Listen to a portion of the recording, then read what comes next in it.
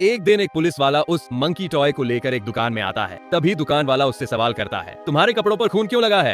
ये बंदर टूटा हुआ क्यों है? और इसका ड्रम क्यों नहीं बज रहा है? पुलिस वाला जवाब देता है, शुक्र है इसका ड्रम नहीं बज रहा। तभी अचानक वह बंदर ड्रम बजाने लगता है। दुकान में अजीब अजीब घटनाएं होने लगती, जैसे कि एक चूहा भी एक रस्सी काटता है। रस्सी कटते ही एक भारी सामान छूट जाता है और वह स्टैचू की ओर गिरता है। स्टैचू में एक तीर लगा होता है। वह तीर निकलकर सीधे आदमी के आर पार हो जाता है और वह जाम आदमी वहीं मर जाता है। पुलिस वाला उस बंदर से बहुत ज्यादा परेशान हो चुका होता है। उसे इस बंदर के पीछे का रहस्य मालूम होता है। वह उस बंदर से तंग आकर उसे जलाने लगता है और कहता है, मैं अपने बच्चों के लिए एक बड़ी मुसीबत छोड़कर जा रहा हूँ। बंदर जलते हुए भी हंस रहा होता है। इसके बाद कहानी पुलिस वाले के जुड़वा बेटों पर फोकस करती है। वे दोनों एक साथ रहते हैं और अपने पिता के बारे में कुछ नहीं जानते। एक दिन वे पिता के कमरे में जाते हैं, जहाँ उन्हें उनकी मिलिट्री ड्रेस और एक ड्रम मिलता है। उसी ड्रम में वह श्रापित बंदर होता है। बंदर पर एक नोट लिखा होता है, बंदर के अंदर चाबी भरो और देखो क्या होता है। जैसे ही वे मंकी के अंदर चाबी लगते हैं, उस समय कुछ नहीं होता है, जिसके बाद वह दोनों लड़के उसे छोड़कर वहां से जाने लगते हैं। बाहर कार में आकर देखते हैं कि मंकी उनसे पहले कार के अंदर होता है। लड़का यह देखकर थोड़ा सोचता है, लेकिन वह ज्यादा ध्यान नहीं देता और वहां से निकल जाता है। उसके बाद हम देखते हैं वह दोनों भाई और उसकी बहन किसी रेस्टोरेंट में खाना खाने बैठते हैं। तभी लड़के को ड्रम बजने की आवाज सुनाई देती। साइड में खाना सर्विस कर रहे आदमी चाकू से लड़की की गर्दन अलग कर देता। यह बंदर का ही होता। जिसके बाद लगातार ऐसे ही भयानक घटनाएं होना शुरू हो जाती। घर आकर लड़का एक बार और चाबी लगाकर देखता है,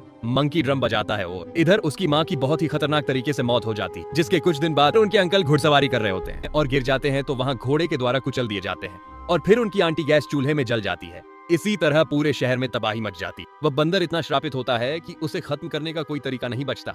आखिर में लड़का बड़ा हो जाता है और यह फैसला करता है कि वह बंदर को अपने पास ही रखेगा, ताकि शहर को और तबाही से बचा सके।